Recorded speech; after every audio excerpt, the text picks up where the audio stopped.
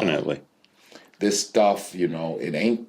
This is Detroit history. It's not just about dope and glorifying guys who made millions and millions of dollars. Because if you don't understand like the actions, Lou, of these guys and the impact they had on our community, you can't even understand why why things are the way it is. Yeah. And that's the good, the bad, and the ugly. I'm not, I refuse to play moral police, and people can make opinions about what my dad and my working for my dad, or Eddie and Eddie Jr. and the rest of the crew, what we did and didn't do.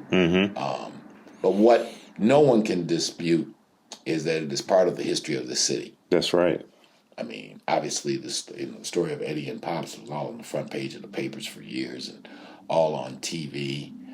Seal's case was highly recorded and documented by the media. Definitely. So if the good white folks see it as newsworthy, who are we to? But the thing is, they don't exactly give a fair and balanced descriptions of these people and these characters when they sell their millions of newspapers or get their millions of viewers to see their news broadcast. They're not giving a fair and balanced assessment of these people. Yeah. And that these people, the community they come from, and what kind of community, what kind of social conditions produce Eddie Jacksons and Henry Marzetts and Doc Davises and Sylvester Seal Murrays. The struggle. Here at Big Boss Filmworks, we are committed to giving a real, true depiction of life in the struggle. Even after the struggle becomes success, it is still the struggle. Nonetheless. So, and that's where some of our broadcast, some people get it twisted. The struggle for us don't stop just because we now can feed the families and enjoy some of those trinkets of life. And trust me, that's what those cars and those fur coats and the diamonds and shit, they're just trinkets. That ain't the big shit. No. We still don't get invited to that table. No. So some of the people in our community tried to build our own table. But that's a conversation for another day, Lou. That's another post. We since they won't let us eat at their table, some of us sometimes decide, and it ain't got to be in the streets, because the struggle real for the hip hop artists. Yeah. Because we don't control hip hop. Don't control hip hop. The struggle real for the black person in the apparel business, because we don't control the apparel business. That's right. Liquor business, real estate business, tech business. That's right. So when people take shortcuts to figure out that I'm tired of begging to get access to the same table to eat and be in the same room when the decisions are getting made that affect me and my people, and they decide that, you know what, there's another path where I can have my own table and I ain't got to beg you for nothing, and people take that path, before people start passing judgment, they might want to try to look at the bigger picture. And I know sometimes you can't see the bigger picture because everybody else is Poe in the hood except for the guy moving the bag, so he sticks out like a sore thumb. But again, that Benz is a trinket. Yeah. That diamond ring and that big rope chain, those are trinkets, family. That ain't no power. That ain't nothing. No. I say on that note, I've been joking or thinking to myself, at our best, at our highest, when Fat Frank's doing $10,000 a day for the old man, and Eddie Baby doing $10,000 a day on French Road with the old man, we wasn't nothing but ham thieves then. Mm-hmm. We were sophisticated ham thieves living very comfortably.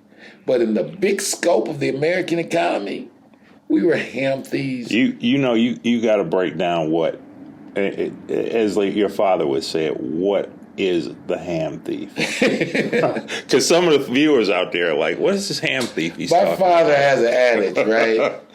When he describes petty criminals, right? Or as he says, they're not even criminals, they're just nuisances, right? You gonna call them a criminal because they ran into the supermarket, grabbed a pack of ham, and ran out. Now you a criminal, now you a hustler, now you're a ham thief. You're a ham thief.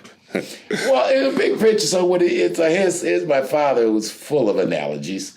Shout out to the field marshal and the professor. Pops just last February turned 83, so such a blessing to still have access to somebody, Yeah. It's all the wisdom, Wealth of knowledge when it comes to life, and definitely this thing called the streets and hustling. But yeah, so that was Pop's ham thief thing, right? Mm-hmm. And but that's what we were.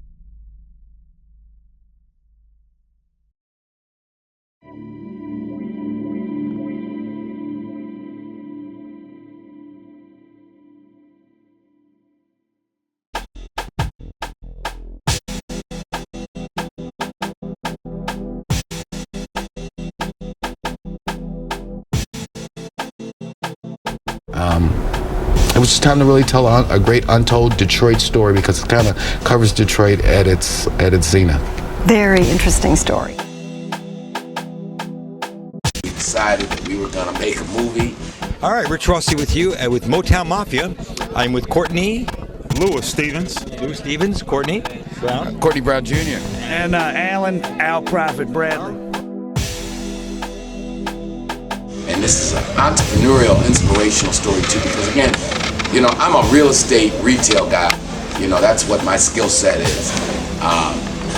But I'm a businessman, so I was like, we're gonna do it. Sometimes when you got a dream, you won't have all the answers on how you're gonna do what you're gonna do. What made this one unique was not so much the crime, but the intertwining with Detroit's history and the Motown era and kind of the economic decline of Detroit. And it's really the story of a family. And from some perspectives, it's has a happy ending, like you said. For others, it didn't have a happy ending. Right.